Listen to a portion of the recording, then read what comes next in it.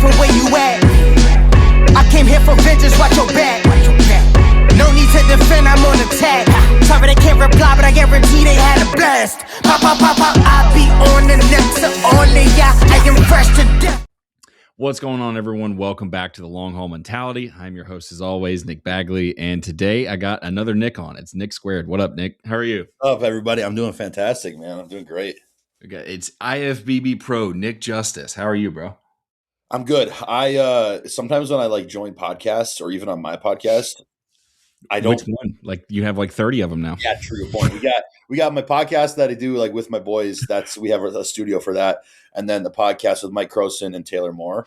But like when I do the one with Taylor and Mike, when I put my name in, I've never done it. I've never put IFBB Pro Nick Justice. You know?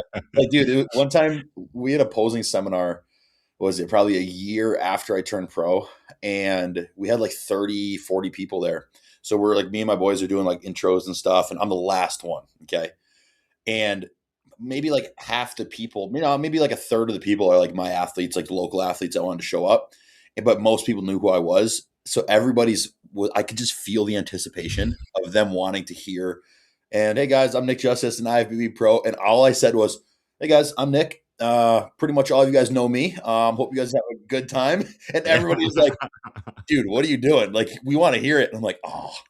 I mean, it's better than you being the guy that has his license plate that says IFBB Pro and all that. But when in North Carolina, there was a guy that did that. A guy that he was actually a personal trainer too, and he had his entire car wrapped with him on it to promote his to promote it. It wasn't just like him. It was like he was on, like it was on the side of his SUV, and he had like a picture of him and a client, and then him like posing. But it was like his entire SUV was wrapped in it. It was a move. I kind of wonder, like, it's like people that do stuff like that. I kind of wonder how good they are at coaching. You know, we won't get into that. I don't know if he still watches what I do or not. The guy, he was a nice guy. He really was. Okay. But I was from North Carolina, so it was a very small community of people. Yeah. So like there was at the time that I lived there, there was like 4 Masters IFBB pros, and he was one of them. I actually, Jordan Hutchinson had started competing in the area that I used to bodybuild in. So when Jordan started competing, he competed at shows that in the city I lived in Greensboro, and I had no idea, not a clue. I never saw him compete. Like, I swear there has to have been multiple times where we were like in the same place and we never met. Dude, dang, that's such a small world. Same thing with me, man.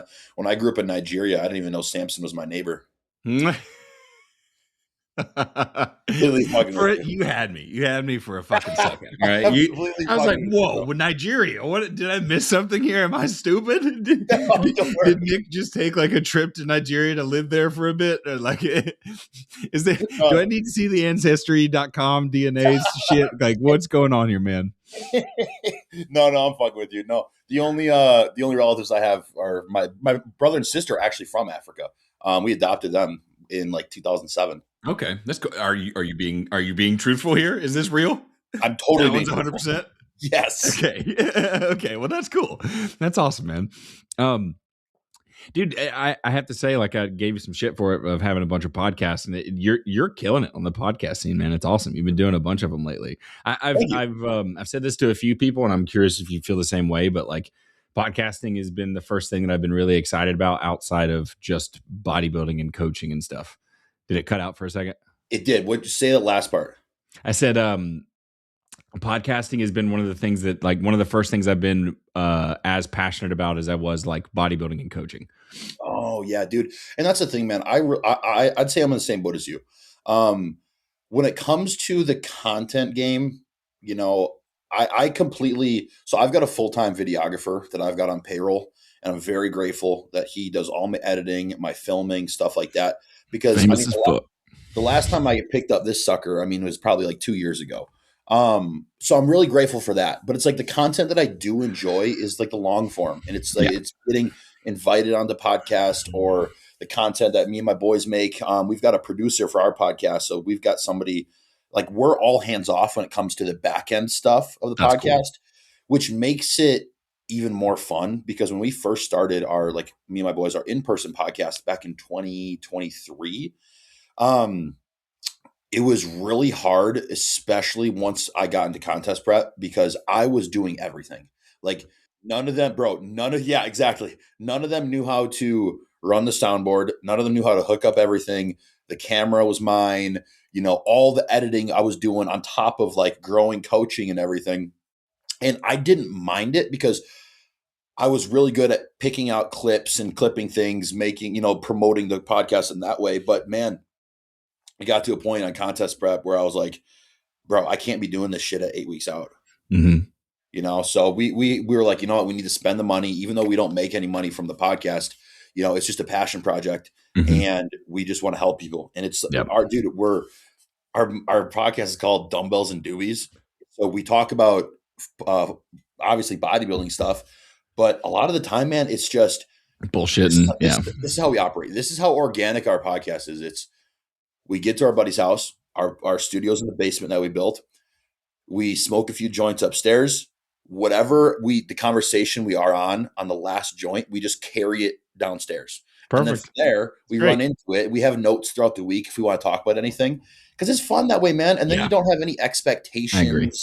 So I love it. And that's why I like to start my podcast where it's just kind of us bullshitting a little bit. And to be honest, like half the time, like I'll plan to spend like 5-10 minutes like bullshitting. And then all of a sudden it'll just kind of transition into that conversation. It's like, well, I'm not going to stop the conversation from going that way. But if you just immediately go in and it's like robotically asking, how much do you eat? How much do you like fucking that? What are we doing? This is dumb. Why are we talking? Yeah. So, and the other thing that I really enjoy about it is like, how often do we get opportunities to talk to somebody like uninterrupted for an hour, right? Like the most you and I get to talk is like when we run into each other in that same hallway at nationals every fucking year. And then like when we message on Instagram for a little bit, and it's like, so now I get to talk to you for an hour. I get to pick your brain a little bit. I get to learn a little bit more about somebody I consider a friend. So that's the fun part to me. And like, I get to talk about the thing I enjoy, and yeah, dude, I totally agree, man. People like it.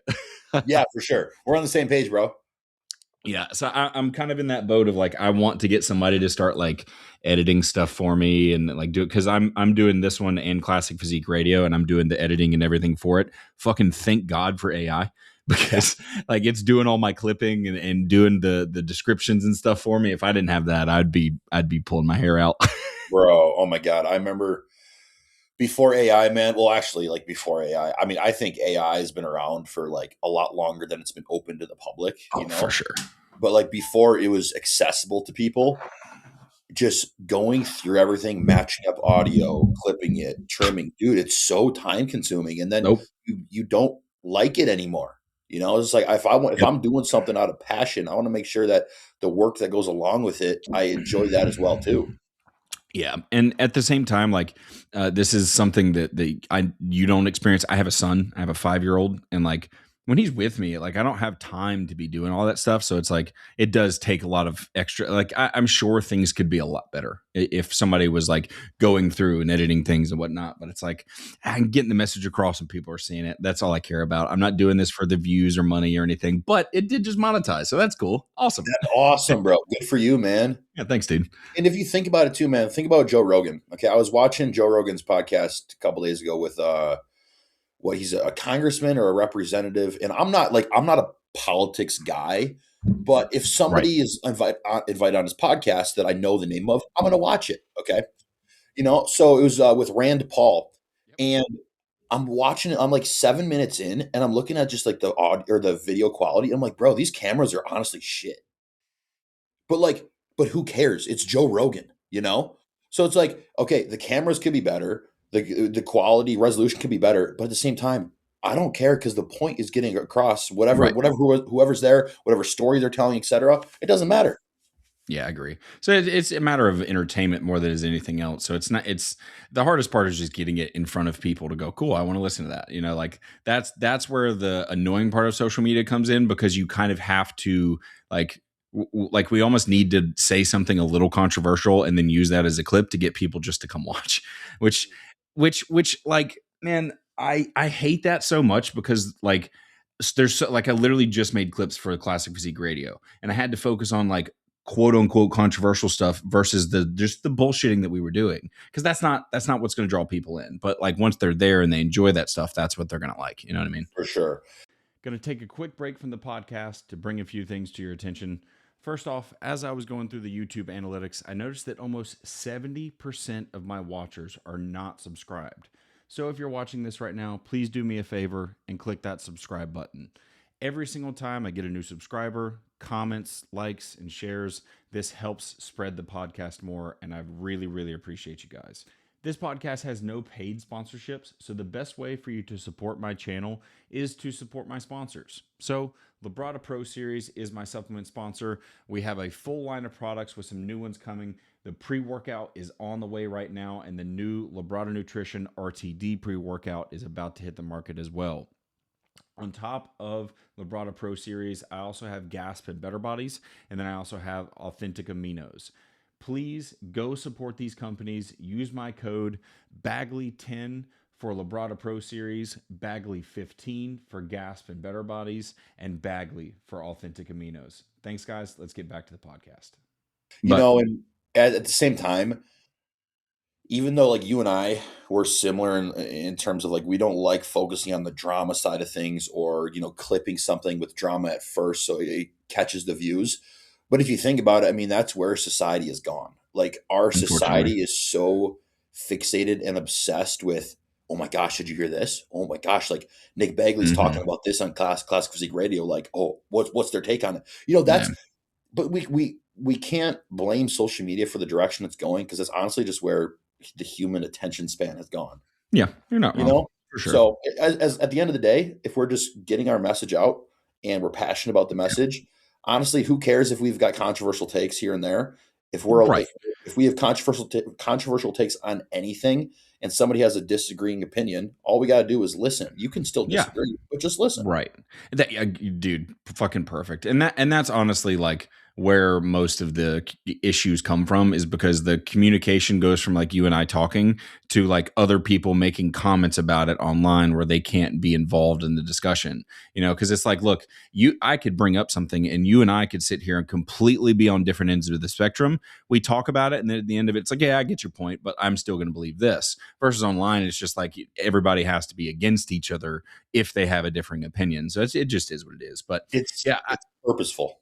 Social media is just, and I've talked about this a million times, it's like such a love-hate thing, right? Because it's like one of the things actually that I wanted to talk to you about is like kind of the landscape of where bodybuilding has been recently, especially being driven from the coaching side of things. Because I know you sit in, like, you're still competing and you actively coach a lot of people and stuff too.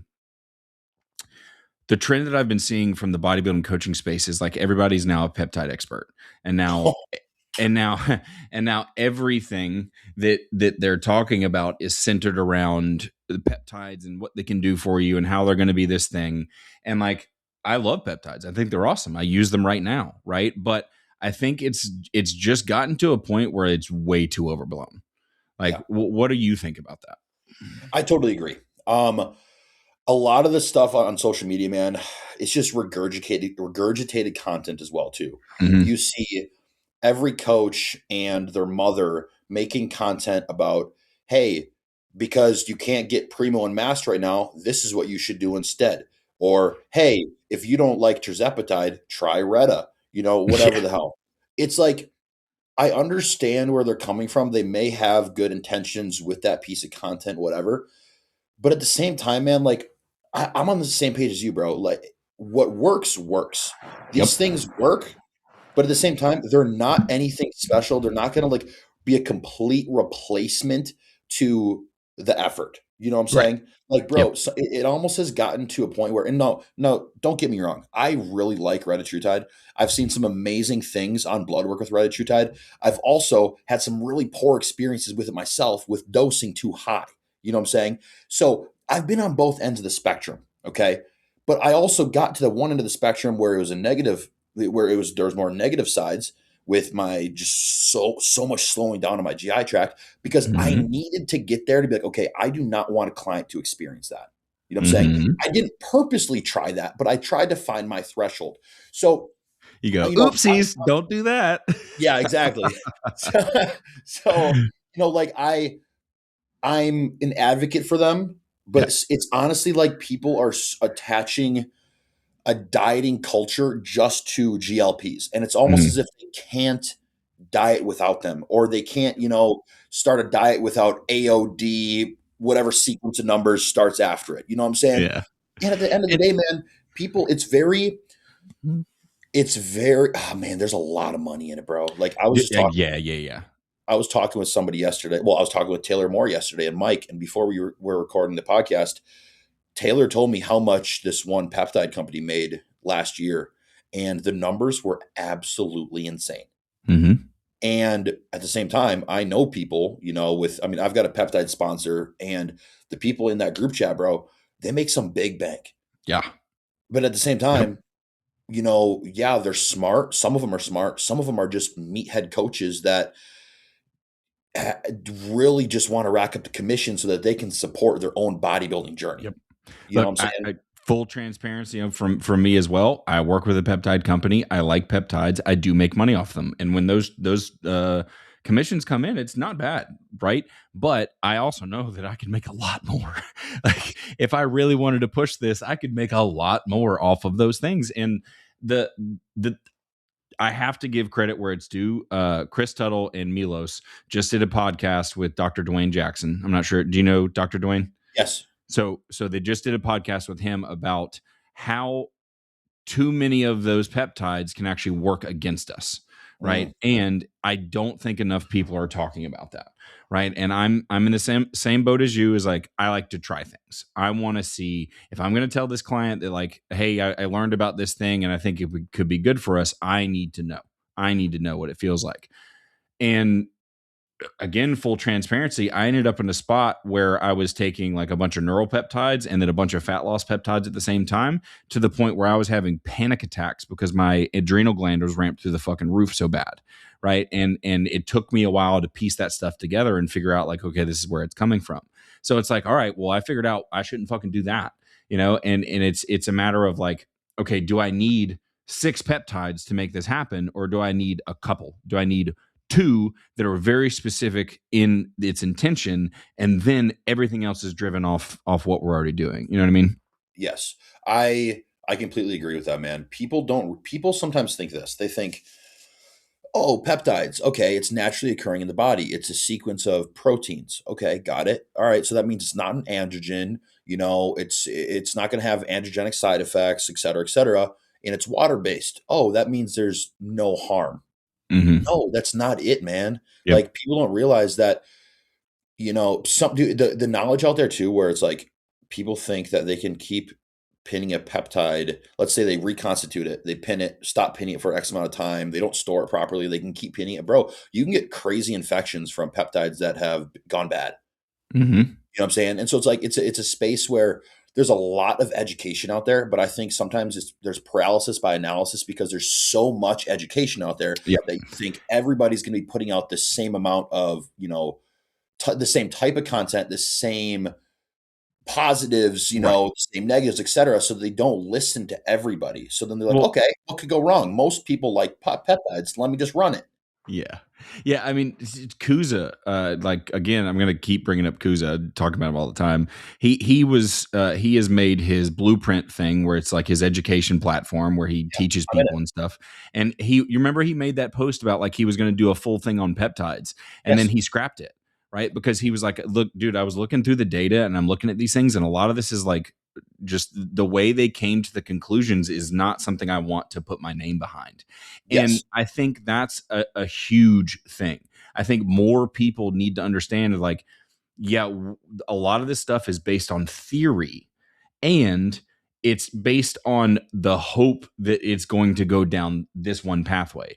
And on top of that, we might know, say even we know 100%, yes, this pathway gets upregulated by this peptide and it creates this effect.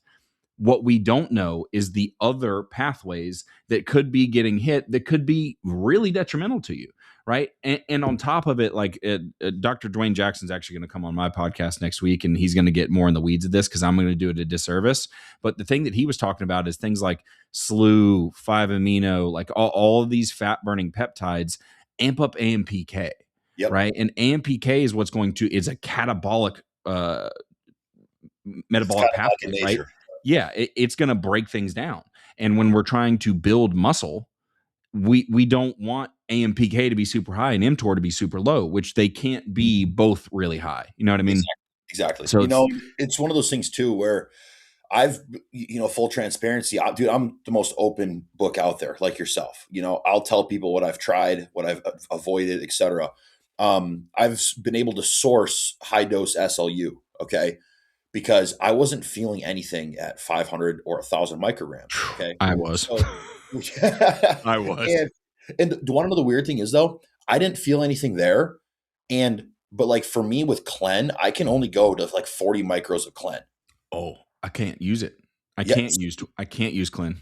Dude, it's crazy how like there's different things. Like there's something like Clen where it's got an actual like threshold of like, no, can't go there. And then you got something with SLU where I've gone to 20 milligrams of SLU before. But dude, I'm pretty sure Kuza has gone to like 400 milligrams of SLU before. The only like hearing you say 20 milligrams made me sweat. The most I did of SLU was 1,000 micrograms, so 1 milligram. And I would space it in 2 doses, and that worked great. It worked fine for me. The funny thing is like I took a long break from all my peptides and stuff, and then I've slowly been kind of getting back into it. So I started back on Retta. I've been trying out tesamorelin because it was one of those things of like I was going to have a client use it for visceral body fat, and I just wanted to give it a whirl, see what's going on. And then those were the only 2 I was on.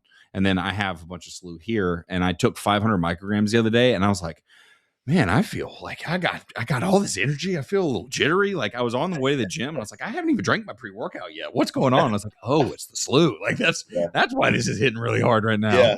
Oh, for sure, dude. I've like what am I on right now? So like I've been for the past 3 months, I've just been cruising, and admittedly so. I mean, this is probably the worst I've been with my TRT shots and my growth hormone ever since I started bodybuilding. I swear to God.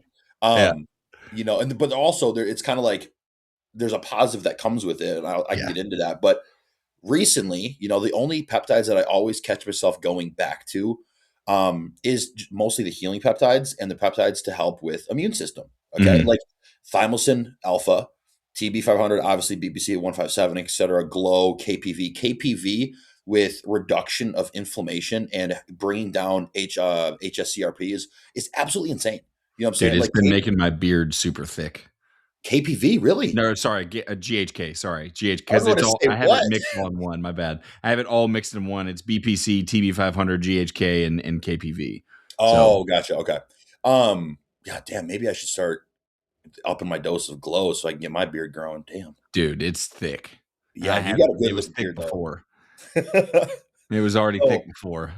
I always just like catch myself restocking most of those, you know what I'm saying? Things that I know will affect my blood work in good ways that will make me feel good in the gym, etc. Especially just, I've got a ton of previous injuries from when I was younger. And just like my ankle and my knee are one of them just from playing football. And I've gone up to, in my knee, I've gone up to 5 milligrams daily of both BPC and TB500. So an entire vial of each.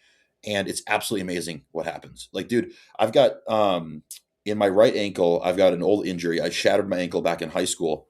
Last year I was hunting and I rolled my ankle. This is probably last year, 2020, I don't know, beginning of the year, about a year ago. I couldn't train quads for about 8 weeks because just walking on it was bad and the inflammation was insane. Couldn't even wear a brace. I probably cracked something again, but I've got screws in there because I had to have surgery in my ankle, like pinching skin like this, all right, to inject a peptide. I was doing, again, 10 milligrams of TB500 in my ankle. And within 8 weeks, I was back to, hack squatting 6 plates on the Cybex hack squat. They fucking work. Oh, yeah. They definitely work. And I love the ones that I know are working. But with peptides, people sometimes just get confused where they're like, oh, I can more is always going to be better. Mm-hmm. But it's just, there's not enough data, man. And people How don't many understand. times do we have to learn that lesson? Yeah, dude. Like, seriously. I'm even saying that to myself. It's like, look, I just did it. Like, how many times do we have to learn this? It's ridiculous. Exactly.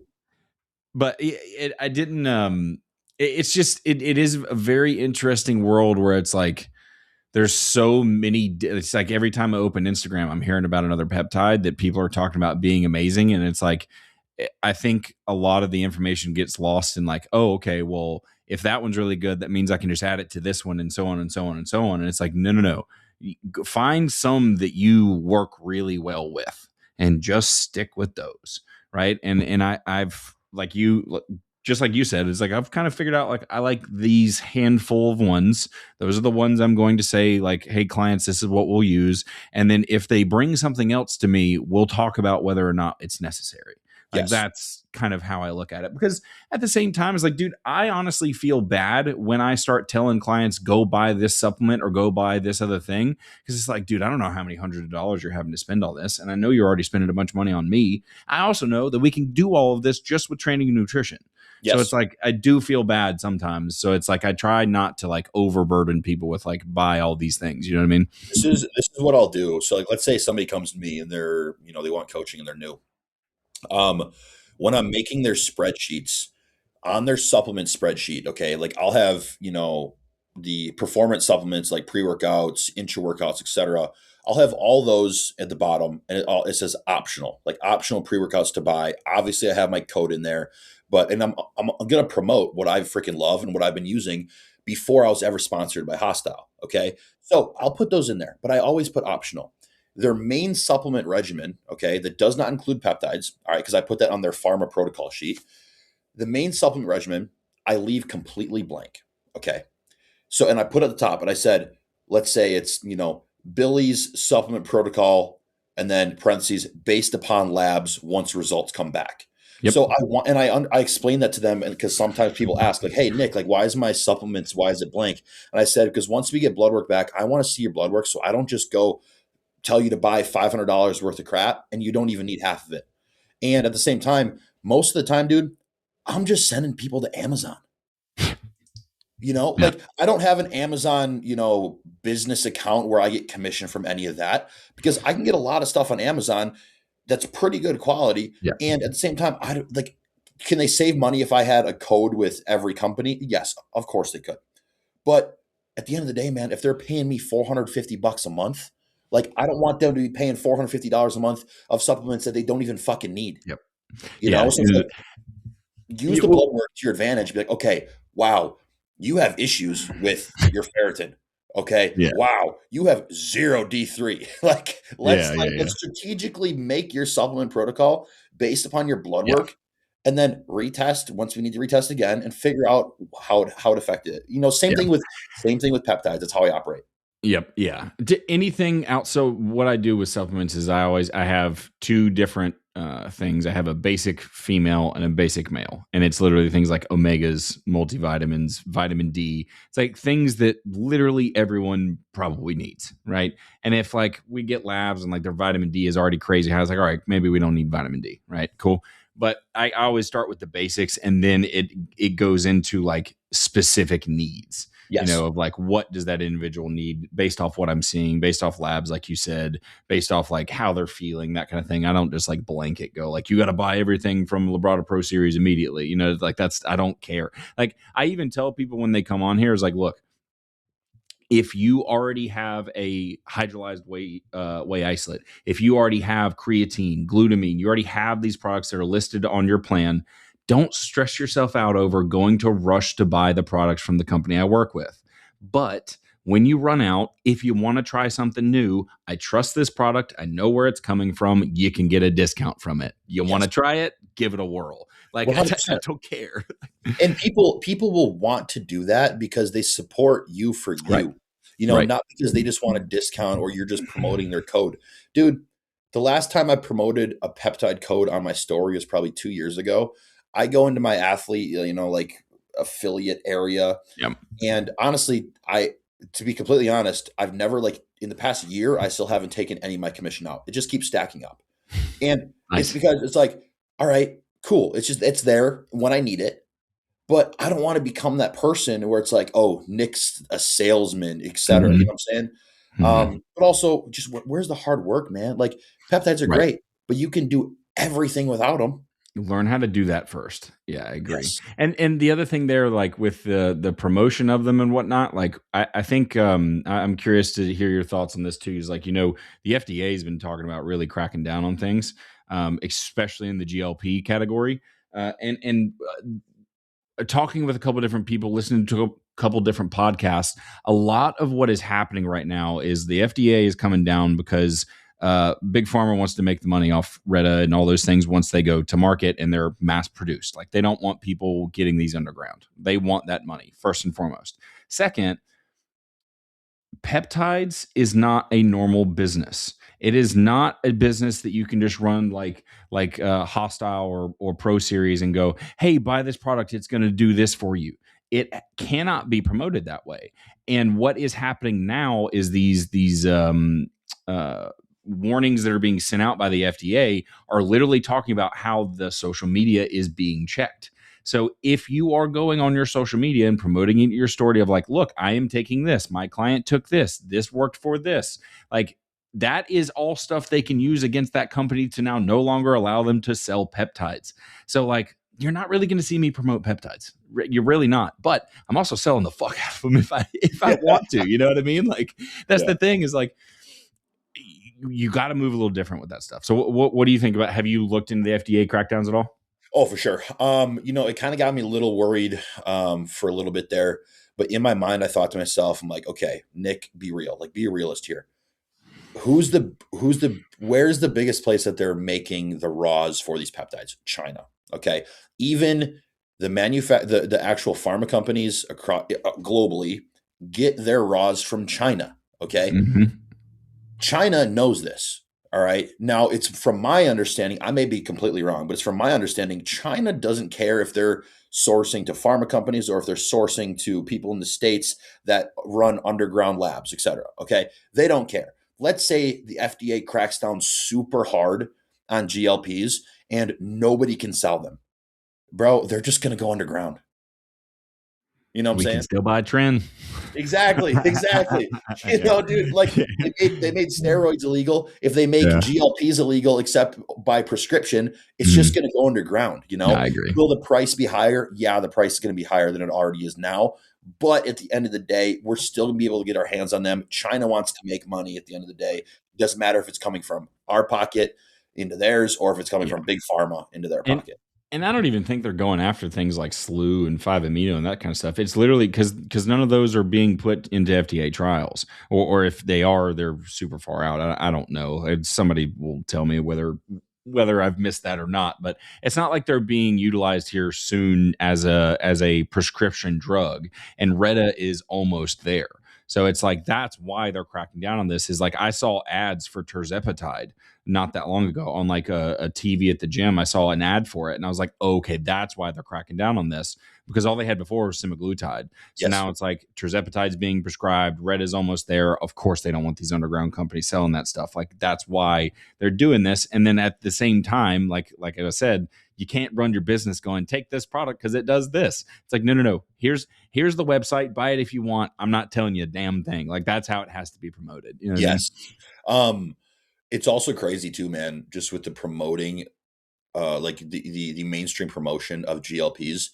The other day I made a comment to my girlfriend. We were watching a show in bed, and on Peacock, Peacock is notorious for the ads to be all GLPs. Okay. Really? All semaglutide, etc. I saw the first ever GLP commercial for any GLP, okay, that had people exercising in it. That's good. I've never seen, I know it's good, but I've never seen any other GLP Yeah. commercial promote it for Ozempic, for tirzepatide, whatever, where people are actively exercising in the commercial, promoting a healthy lifestyle, showing people making healthy food. And I finally saw one and I'm like, wow, it's kind of sad that I actually noticed that. Yeah, that is You know? true. I don't watch like a lot of TV. If I'm doing something, I'm playing video games. If I'm being honest, like when I'm downtown. But that is interesting, and it's sad that it's being promoted that way. But it doesn't shock me, right? Because like your general practitioner, if you go to them with a heart problem or diabetes or whatever, they're not talking to you about exercise. They're talking about the drug that they can give you. But as someone who is currently using Retta, it is awesome. I do enjoy it. It makes things really good because like, look, it's almost 12 o'clock here, and I haven't eaten yet today because I can keep my head clear while I'm doing check-ins and while you and I are talking and whatnot. And I'll eat later. Today's going to be a rest day. So it's like, I don't have to stress about it. I'm not sitting here dying of hunger, so that part is nice. But the issue becomes when they don't talk about fitness and nutrition and all that kind of stuff alongside of it. This is where we end up in the realm where people are using aggressively high doses, running into the side effects that you were talking about. So It's like, yeah, I mean, these things have to be worked in combination. And if done so, these are great products. What have you noticed to be your like your sweet spot dose for Retta? I have not gone above 2 milligrams, if I'm being honest. Yeah. I've right now I take 1, and it is more than enough to kind of keep me chill. And like, it's not like I'm trying to go through a cut or anything like that. It's just kind of like, if I'm like out with my son or I'm doing work, like I said, like I just don't want to have that thing of like, oh my God, I got to eat right now. And at the same time is like, I got my son's snacks in there. It's like, bro, I am terrible about grabbing I got those little snack pack Pringle size things, and I'll eat fucking 6 of them bitches. And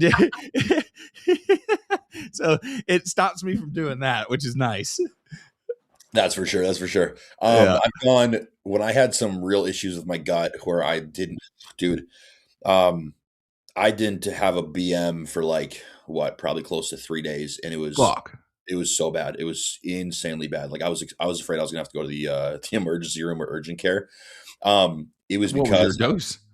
6 milligrams. Okay. Yeah. So it's up there, but I've heard people taking 12 milligrams. 12 is the top end. Yeah. So I only got to 6, and 6 was what? 2 days after I took my second injection of 3 milligrams.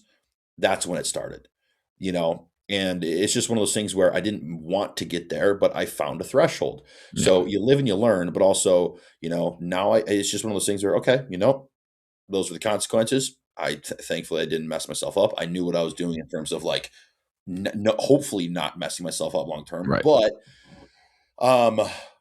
where was I going with? Oh, it was just, finding that fine line, 1 to 2 milligrams. For me, man, I can't have any Retta in the off season with how high my food is, bro. Yeah, no, I wouldn't have been able to either. Oh, it's terrible. I'm like, right now, if I don't wake up, like I'm starting my off season cardio even earlier now so I can get my food in. And the reason I haven't done off season cardio for the past 8 months is because the moment I bring cardio in, my weight just drops. Bro, I'm swear to God, it's insane. Like during hunting season, I was duck hunting 4 days out of the week. Okay, getting up at 2 a.m. And by the time I get home, I've already been up for 10 hours, go to the gym, etc. I mean, I went from the end of my cycle. I went from 295 to 280. Food stayed the same just by movement. You know what I'm saying? Jeez. And so it's like I can't even have Retta in the off season as much as I want it in the off season for just insulin sensitivity, etc. I'm like, I can't imagine any of my meals being delayed even 30 minutes. Yeah. I mean, I would just use it for what it's meant for, use it in the diet. You know what I mean? Like, I think people are getting a little out of control with going like, well, use this and this, like use it all year round kind of thing. It's like, let's pump the brakes a little bit. Yeah. But that is a good transition because I'm curious about some other sides here. It's like, so you're growing into classic physique, correct? I'm growing into open. Open, my bad. So you went from men's physique into open, correct? And you turned pro men's physique, correct? Yes. Okay. So, and then at the same time, you also coach at a pretty high level. Like how many athletes do you have on your roster? So peak that I got up to last year in 2025 was like 87. And then at the end of the year, I purposely started shedding some dead weight. I'm not a fucking donation center. If you're not working hard, you're off. You know what I'm saying? Yeah. So like, that's how I operate. That's just the culture of me. And that's also the culture of all my team. So right now I'm chilling in the low 70s and I like it. I enjoy it. And I'm happy because I'm at a point, man, where it's kind of a refresher when I get a lifestyle client or if I get a new competitor, because I look at them and I'm like, yes, something new. Yeah. You know what I'm saying? I Yeah. like it, but it's a good problem to have, because I fell in love with coaching because of just falling in love with getting somebody on stage. You know what I'm Yeah. saying? So I love having all competitors on my team, but my team I'm very grateful for everybody on my team. If they're at the bottom of the barrel, just getting into it, or lifestyle, or some of my pros that are trying to get an Olympia qualification. I love it, man. Agreed. Same. So my question comes here of like, is there a point where you feel like being a competitive bodybuilder and being a coach running your business, like 70 clients is a lot. I mean, it's a good bit. People underestimate that number. People want to hear you say, "Oh, I have 150 clients." Like that's what they expect. But like the reality of that is like if you're doing 150, 200 clients, like there ain't no time for podcasts. No. You know what I mean? There ain't no time for that shit. So with managing both of those, do you feel like there's ever a time where like they get in each other's way?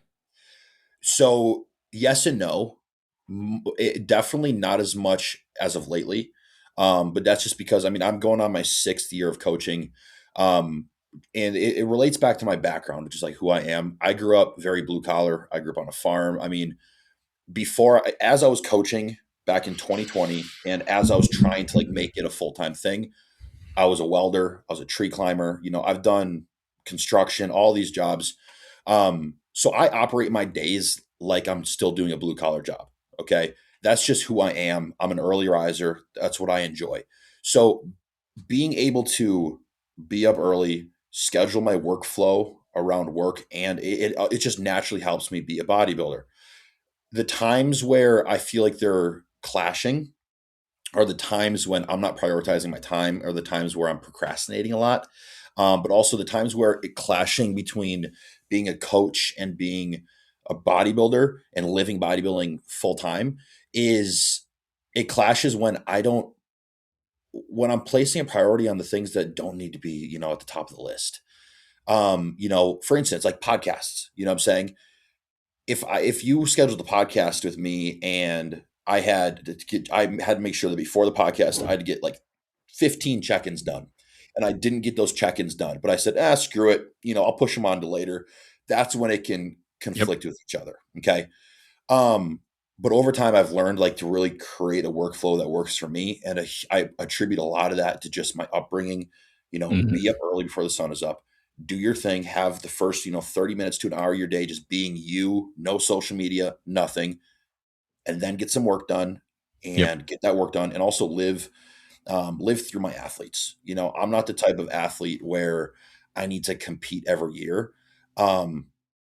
Dude, the fulfillment that I get when somebody wins their first show or wins their pro card, the fulfillment I get from that is even greater than when I won my pro card. You know what I'm saying? Mm-hmm. Now, my pro card, I was still ecstatic. I absolutely loved it. It was fucking, dude, I was fucking insane. I remember every second of every peak week, of every show day, et cetera, from the 4 shows that I did that year.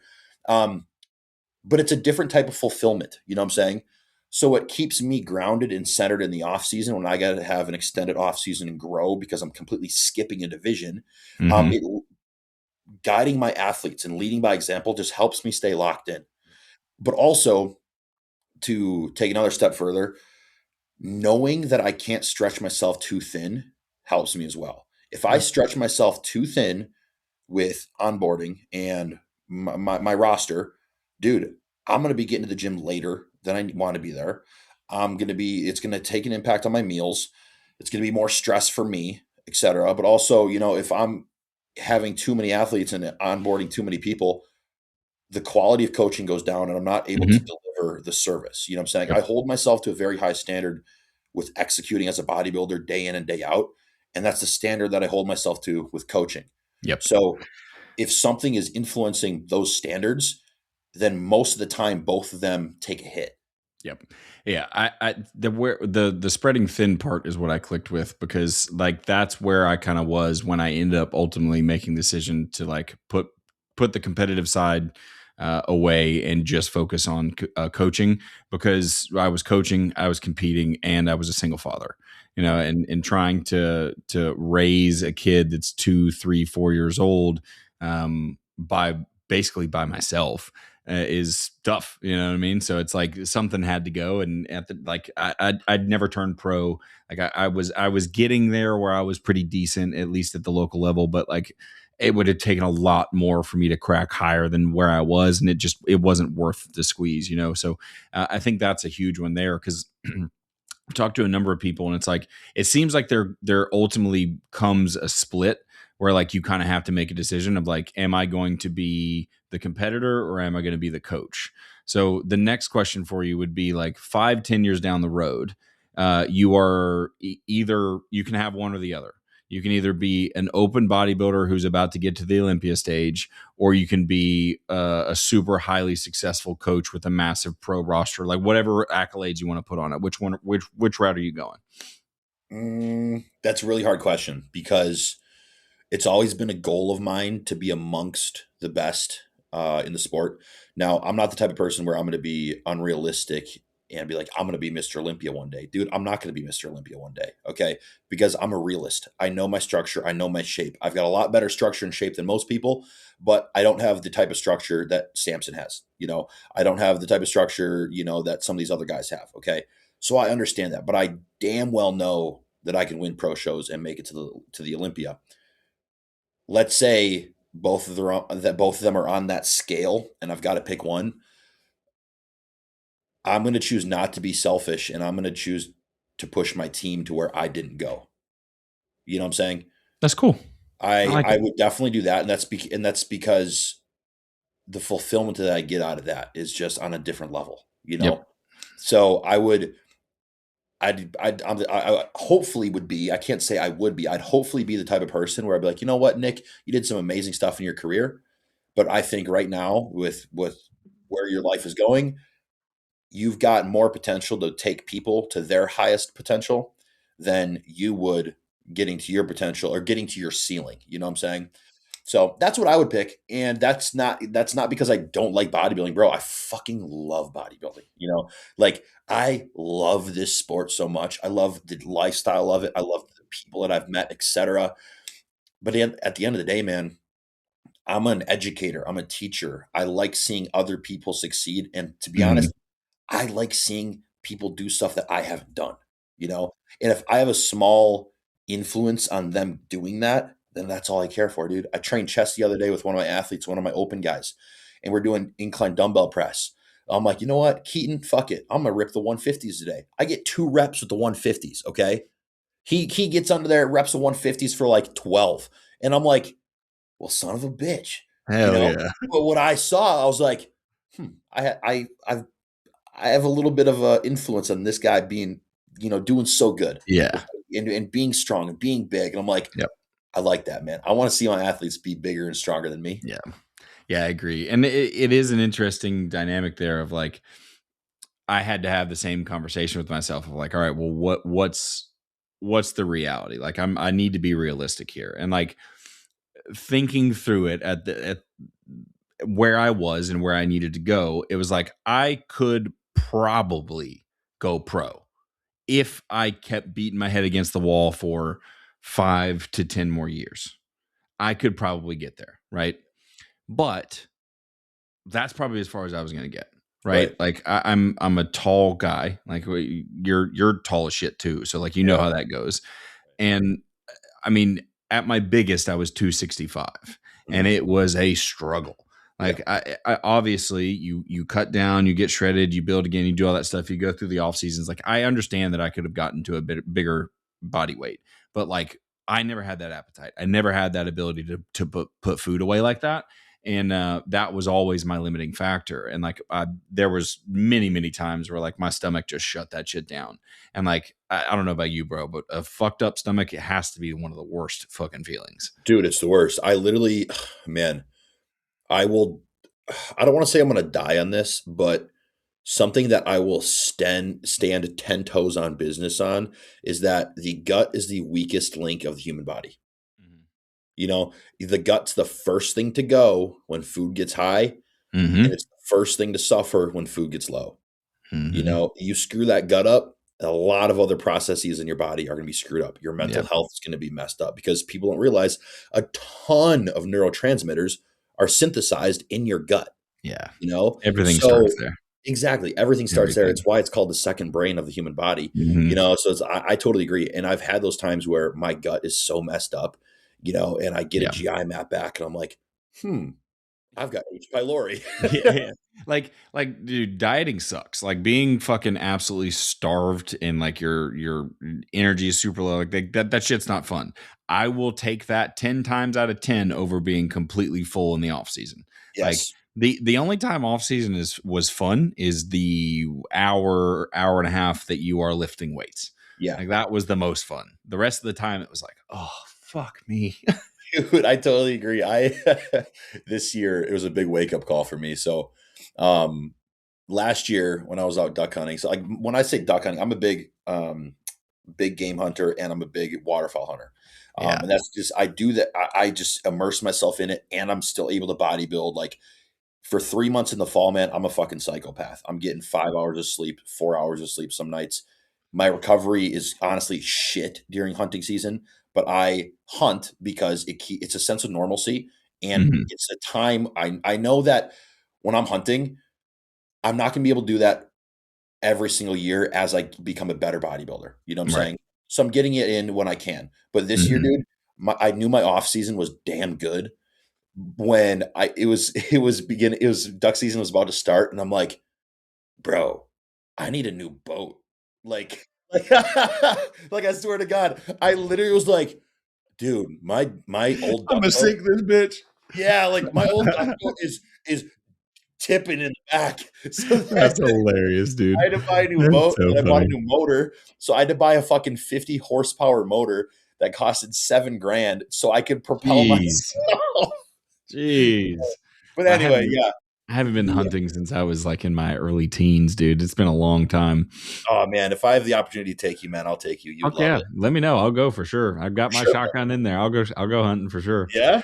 Yeah, hell yeah, dude. I've been wanting to go. I want to go yeah, I want to go like deer hunting and elk hunting. I want to do all that kind of shit. That'd be fucking awesome. I just don't have the connections to do it. Yeah. You definitely got to have the connections for sure, The, especially with where you live. Yeah. The only person out here that I know that goes on a regular basis is Branch Warren, and like it feels really weird to like message Branch and be like, "Hey, can I go hunting with you?" Yeah. Like it still feels uncomfortable to send Branch a text message, even when he's told me to message him. It's like, oh, okay, are you sure? Like, Yeah, bro. it just feels weird, man. It doesn't Yeah. feel right. So, but yeah, dude, that'd be fun as fuck. I'd do that for sure. I had a big hunting trip this year out in Texas with Jay Lane, one Oh, of yeah, my so buddies out yeah, there. That yeah, was a freaking blast, man. That was, yeah. Let me know if you guys do that again. I'll go. dude, we would gladly take you. You'd love it. Fuck yeah.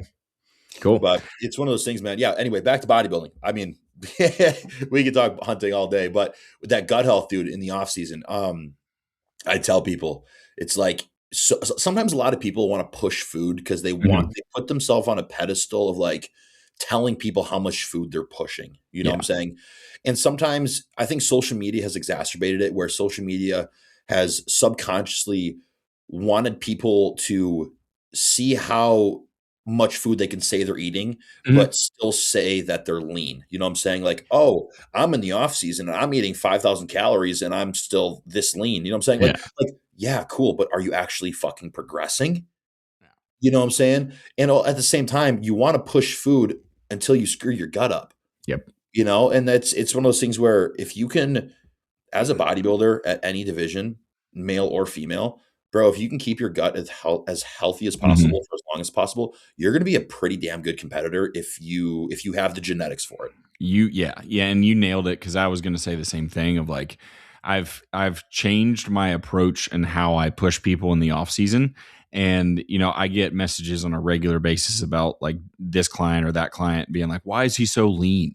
I'm like, because he's growing, like he's doing well. Like I don't need to just like for a long time it was like, all right, we've been at this amount of food for a while and like the weight's not really trending up quite as much as it was, so like let's bump food, like, and that would be the process, like every 3 to 6 weeks or whatever you'd increase food. But I've come to realize is like, no, sometimes you hit a ceiling and like you're on that teetering edge of like appetite might go to shit if you add a little bit more, and digestion might go to shit. So like we're running smooth, their recovery is good, they're still training well in the gym, strength is good. Like let's just marinate in this. You know what I mean? Yeah. One of the best things that I've learned throughout my bodybuilding career, my short bodybuilding career, mind you, I'm only 25 years old. Fuck. Yeah. Thanks for making me feel really old. I thought you were around. I thought you were in the same age as I was. Bro, I'm 33. I'll be 33 the end of this month, my man. No, fucking no. Bro, I thought I could have sworn you were like 27. No, bro, I'll be 33 in 14 days. Damn. Hey, it don't make it worse. He said, damn. You look young though. I thought you were around my age. Well, that's good. Just don't look through the beard. Just like if you don't look under the first layer, I definitely look younger. But best thing that I've learned, man, is I remember training legs with Ben Chow back in 2022. And back in 2022, I was still trying to find my groove with Hostile, and I was still trying to prove myself, etc. And this is back when I wasn't even 2022. I don't think I was even getting paid salary by them, so it was still just like commission based. And me and Ben are training legs, and Ben's asking me, just about how the off season's going, etc. And I'm like, Ben, I can't get above 230, bro. Like I'm fucking pushing, man. And he's like, Nick, you don't have to force it all the time. Like if your weight is staying at 225 for a month and a half, 2 months, sometimes the best thing to do is just not to do anything. Okay. Yep. Because if you're still progressing in the gym, if you're still recovering, your sleep is still good, you can manipulate drugs here and there if you're, if it calls for it, et cetera.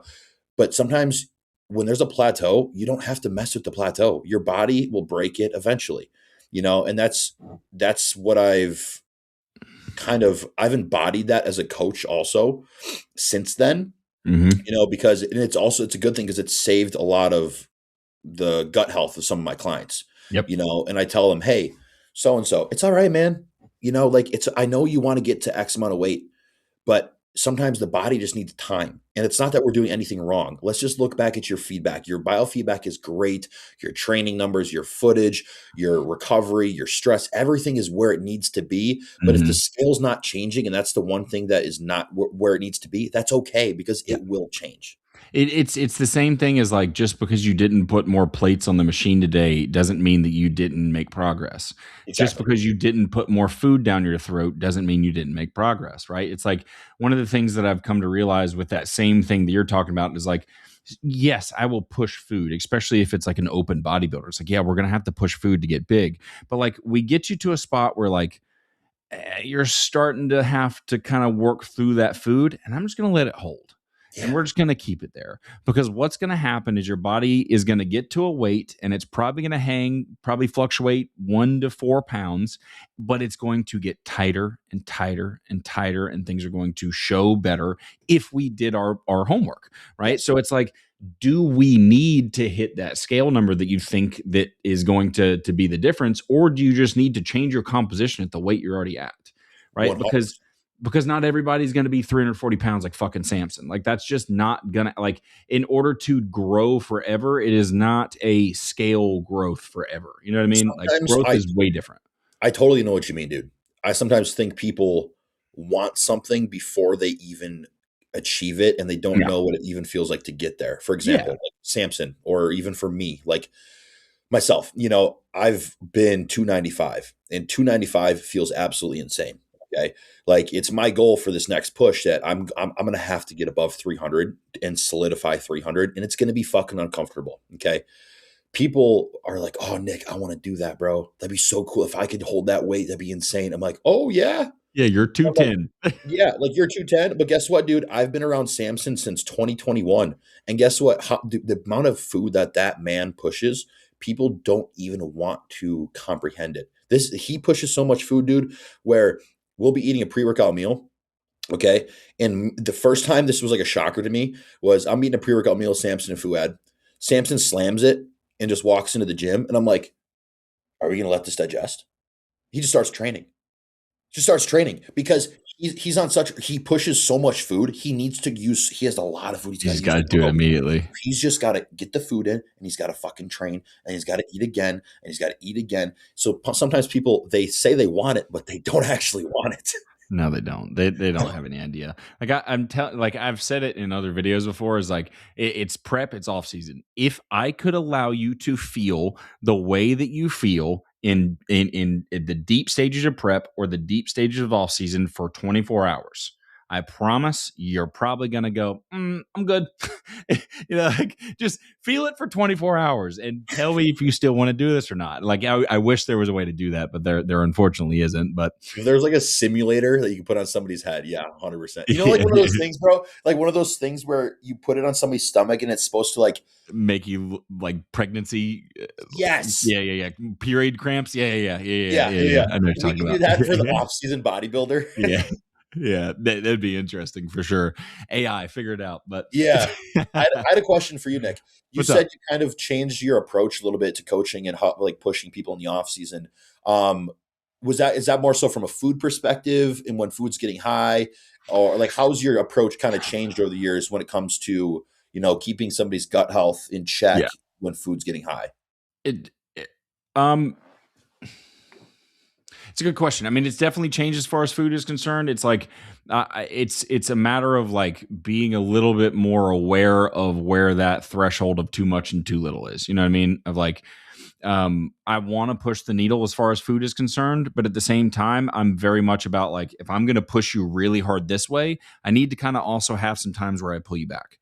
Right. So it's like deploying like carb cycling things, understanding that like an off season doesn't necessarily mean that food just goes up the whole time. There could be periods of time where we pull you back for a couple weeks to resensitize, get your appetite in check, and then push up again. So it doesn't always have to be this thing of like, we're either pushing food or we're not, or we're either dieting or we're not. It can kind of fluctuate up and down. And that ultimately is what ends up making their gut better, because they're not in a spot where they're like digesting too much and all that kind of shit. It's like, as far as how my coaching is progressing is like, I think just being a little smarter about how I deploy food.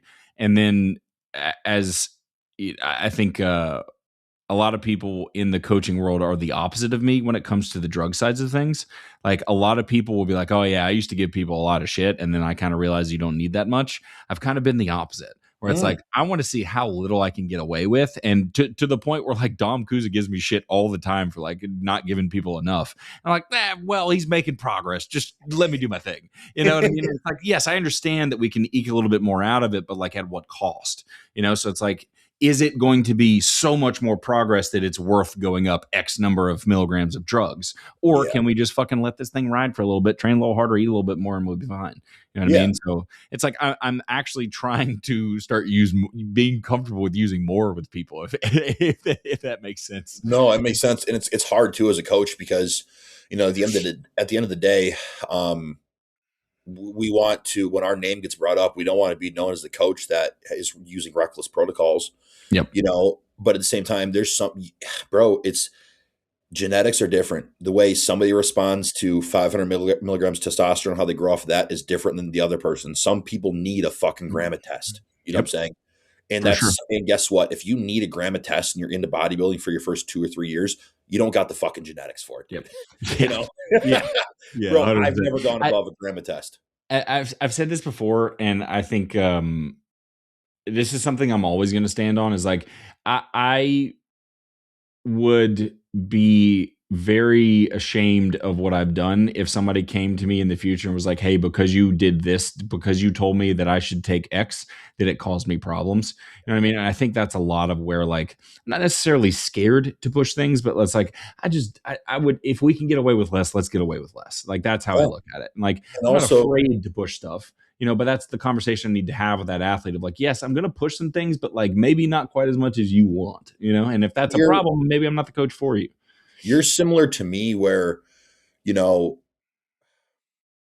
it comes to the drug side of things, we want to tell people, like, dude, the amount of people that have came to me and they're surprised where I'm not giving them higher doses than what they've used in the past is pretty crazy. Okay.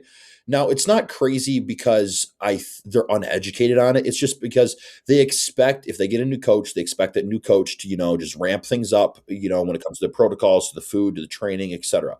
They almost expect more of an aggressive push with most variables. Yep.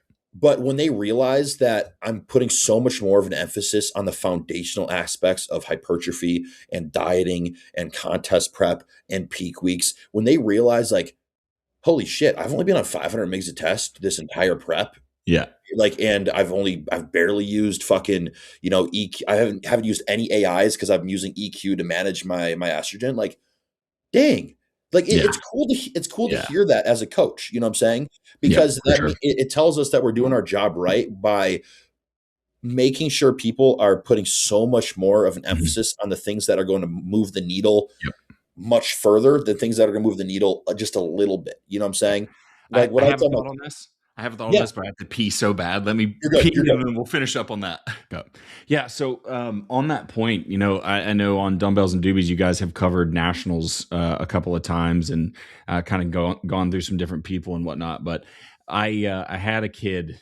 Obviously, you saw him there in person. You saw the kid, Sam, in the super heavies. Huge.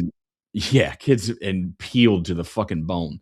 So like I won't get into specifics because it's his own personal stuff. But like when he came to me at 18 weeks out, and when he came to me, it was like scary levels of things that he was taking. Yeah. And I told him off the rip, like every time I make somebody's program, I send them a video breaking everything down.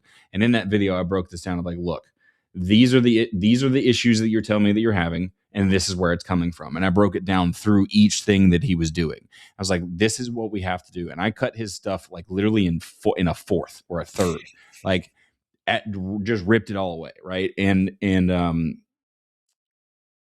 obviously you saw what he looked like. I mean, the kid was huge. He was peeled out of his fucking skull. And like, we didn't change it the entire time. It didn't go up. It didn't go down. Cause it's like, look, what you've already done, it was dumb. And like, we can't do that. Like, you are too young to be being that reckless. And it worked out perfect. And the thing that he was running into issues with is like bad skin issues. He would have panic attacks just randomly. Just a plethora of things that were all coming from just way too much androgen. So we pull back on drugs. I end up almost like I give him just a shitload more food than what he was doing. Eventually pull his cardio completely, and he got as peeled as he was. And it's like, it's not about just how much drugs can you take to get progress, Yes. Why do you think? Because you and I talked about that at nationals, about what he was doing before and what you guys had to switch to. And, obviously there was the positive outcome that came from it. Why do you think the average person that just like knows about bodybuilding, but doesn't know the amount that we know about androgens and gear and pharmacokinetics, why do you think they think we're lying when we actually say how much some of our athletes take? I don't know. That's a good question. I mean, that I haven't heard somebody frame it that way. I do wonder why, and I think it's. No, I don't wonder why. It's an inadequacy thing. That's exactly what it is. It's because that individual who chooses to believe that you are lying cannot get the results that you are getting. They have to believe that it is not due to their own effort. That plain Very and good simple, point. right? They have to believe that, because if they were able to look at the thing realistically and go, yeah, I'm probably not dieting as hard as that guy, I'm probably not training as hard as that guy, like they'd actually make progress. Like, that would be the thing, is like they were stuck in this negative, why does that guy have this and I don't type mindset. And that's why they're stuck being a negative piece of shit in the first place. So it's Yeah. like, and to be honest with you, that's not where Sam was. Sam wasn't in that spot where he was like, I'm doing this because I think these other guys are doing it. We spoke about it, and he's like, well, I just didn't want to leave anything on the table, so I wanted to cover all bases. Like, look, I get that, but we can cover bases a lot more simply than this. You know what I mean? So I agree with that entirely. I sometimes think it also stems from let's say, I mean, it comes from a lot of people, man. I think a lot of people don't believe what we say we've taken or what our clients take, et cetera. Or some people that say they don't believe what, Samson takes or the best of the best in this game, et cetera. Okay. Like I know what the dude takes. You know what I'm saying? Yeah. I'm really close with Samson. That's not my information to divulge, but it would shock people what he actually takes in terms of how little it is. Okay. I mean, yeah, But it's same with so many of my friends. Like yes, exactly. Keon's a close homie of mine. It's the same thing. Like I know what the guy takes. It's not what you think. Exactly. Now I think a lot of people, I think most people that don't believe this, I think they're people that know about bodybuilding, but they've never really competed and they've tried to do things themselves the entire time. And I think they never ever had a standard set for them from the Right. beginning of like, hey, this is how you should be training. This is how serious you should be with your eating. This is how serious you should be with your recovery analog, your recovery capacity, all these things. Because think about it, man. If I'm being taught to drive by my driver's ed instructor, and I'm taught to go from 0 to 100 every time I get in that driver's seat and just slam on the gas pedal, I'm going to think that if I go from 0 to 60, that I'm just being a fucking bitch. And then it's not going to, you know what I'm saying? It's the same concept. And I think a lot of people that don't understand pharmacokinetics or don't understand like actually how this sport works beyond the drugs, they just have never had a standard set of how to live the lifestyle to push them to where they want to go. Right. And then at the same time, we also have to take into consideration that like as much as you and I can pull up evidence of people who are taking way less than you think they are, I guarantee both of us could talk about guys that we know and the shit that they have taken. Like I mean, Full has openly talked about taking 700 milligrams of tren before, and you and I both know people who have done that recently. Yes. And like the thing is like I think there's also some confusion there because it's like those same people who want to choose to believe that you can't get away with that little bit also heard this other person being very honest and they're taking a lot of shit and they're very big. So it's like there is some confusion. So it is some of bodybuilding's fault, right? Yeah. Because being the people that we are, like you and I have already discussed, let's find out what the ends of the fucking world look like. You know what I mean? So like the only way to figure it out is to have been there.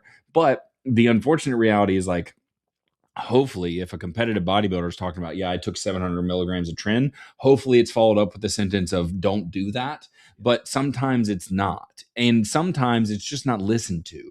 And that's now what somebody takes as like, that must be what the reality is. It's like, look, I heard people talking about, like, I heard somebody tell me that Dennis Wolf was known for taking 32 IUs of GH daily. And I'm like, oh, fuck. Like, imagine somebody taking that as like whether it's real or fucking not. Like, I don't know. I can't. If I can talk to Dennis, I'll talk to Dennis. But like, he's the only one that can tell me that. But like, somebody's going to take that and go, that means I need to take 32 IUs of GH.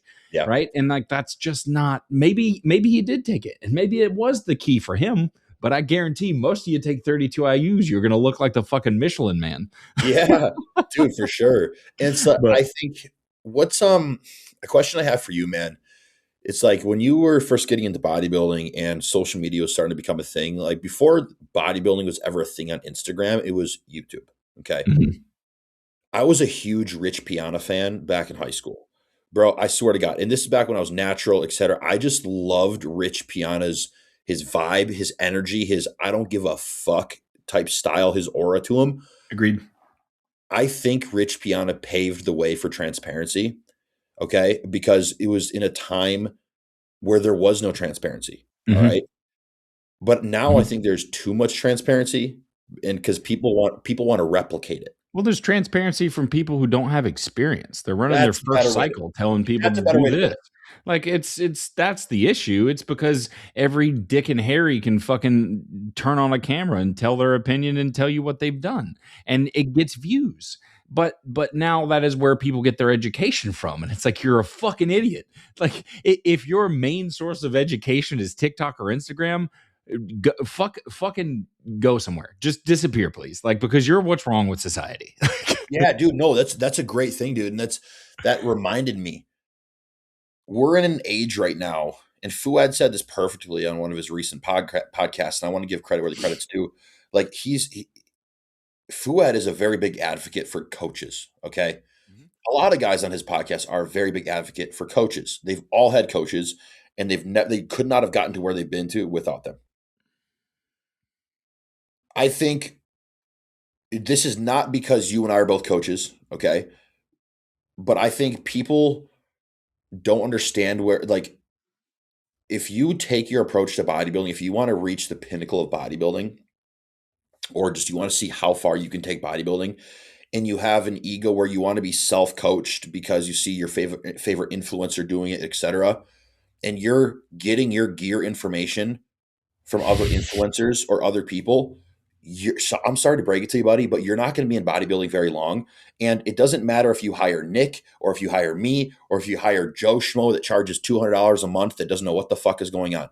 But a huge benefit that you're getting from a coach is people that have been through the shit, that know how to operate in the trenches, and somebody that is going to prioritize your health, dude. Now, that's not all coaches, but I think if people want to, like, dude, if you want to do your own coaching, cool, whatever. But just please at least pay somebody for them to teach or to get a mentorship or whatever the fuck about Blueprint. Sign up for Blueprint. Yes, exactly. About PEDs, man. Like, I'm not shitting on people that self-coach. Most people that I know that self-coach look like shit on stage, you know. But like, let's be real, okay? But it's getting dangerous when it's these young kids that want to self-coach because they see Sam Sulek doing it, but then they don't understand that, hey, Sam has a lot of people in his ear that are telling him how to do things correctly. And he has resources. You don't. Exactly. You are at the whim of what people put out on Instagram or on YouTube, and that's not the way to learn. But yeah, dude, I'm going to have to eat here in a little bit and start getting ready for the rest of the day. But I appreciate you so much, man. You got anything you want to promote right quick? Yeah, I mean, use my code at Hostile, Nick 10. That's my code. Every code use supports me greatly. I appreciate it a ton, everybody. Hostile's my fam. I'm not going anywhere. We're doing a slight direction change with the business, but that does not mean I'm going anywhere. Me and Ben Chow are the OGs. We're staying put. But anyway, anybody, if you want to follow me on socials, it's just _ Nick Justice on Instagram. I keep myself to Instagram. My YouTube is IFBB Pro Nick Justice, and my YouTube right now is I'm posting my series of Before the Open YouTube series, which is all videos that I made that went on Hostile's channel or videos that never went on their channel. And until I get to, current day where I'll be posting my new videos. Very cool. It's kind of like throwback videos for people to see that everything that I talked about in this podcast with you is the stuff that I've stood on business with. It's the same principles that I talked about on here. So people can see that I'm not just, changing what I believe in because it's a trend, but people can be like, all right, man, this Nick guy knows what he's fucking talking about. And he wants to see other people win as well too. So if you guys want to follow me there, that'd be absolutely perfect. Nick, thanks for having me on. I'm always down to do a podcast if I've got time for it, man. Most of the time with how I operate my days, I totally do have time with it or time for it. So if you want to have me on, what was the name of this one again? Your podcast? Long Haul Mentality. My coaching business is Long Haul Fitness, so I just went off that. Yeah. No, I think that's sick, dude. I'd love to be on this one, man. If you need somebody to fill in for Classic Physique Radio, I'd love to chop it up with the boys too. Hell yeah. I'll talk to the guys about it.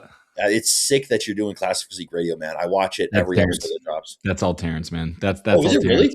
Really? So he I post everything, but it was his idea. So he posted something in his story about it, how Men's Physique has Men's Physique Radio and Open has Full Odds podcast, and there wasn't really anything for Classic. So originally I messaged him, because he's a friend of mine. So I messaged him, I was like, bro, just come on mine. We'll talk. You introduced me to more Classic guys. He's like, well, why don't we just start our own? I was like, fuck yeah, dude. I'll do it. I'll run it. I'll do everything. So, dude, see, I thought it was, never mind. Well, let's leave that up to Terrence. I know Terrence, but we'll leave that up to him. I thought you started it, dude. And I'm like, bro, Nick's starting a wave here, baby.